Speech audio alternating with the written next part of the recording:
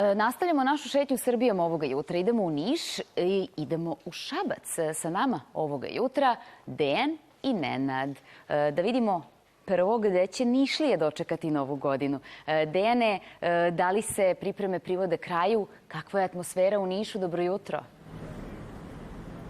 Dobro jutro, Dušice. Atmosfera je sjajna i Nišlije spremno dočekuju novu 2016. godinu. Mi se nalazimo na centralnom gradskom trgu Kralja Milana, gde će verovatno večeras biti najbolja žurka u gradu, jer nastupaju poznate niške grupe, pre svega Kerber, a pre njih i džez sastav Ejot. I to nije sve, na još 3 gradske lokacije, na 3 trga se organizuje doček nove godine. Tako će, na primjer, na Palilulskoj rampi nastupati grupa La Campanella, a posle njih i trubači. Zatim je ovde u blizini napravljena bina za DJ-eve, a pored toga u parku Svetog Save nastupa grupa Crne Mambe. Od ranog jutra je gužva ovde u samom gradu, saobraćaj je pojačanog intenziteta.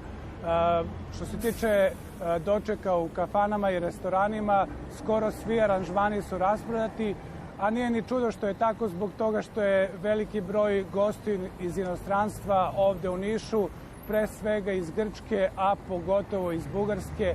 Prema nekim najavama oko 100.000 gostiju iz Bugarske biće u novogodišnjoj noći ovde u Srbiji. Sigurno njih 10.000 biće ovde u Nišu. To praktično znači da će se opet nova godina ovde čekati 2 puta, u 11 sati za goste iz Bugarske, a u 12 za sve ostale. Dušice? Dejane, hvala na ovom uključenju. Puno sreće i zdravlja u narednoj godini.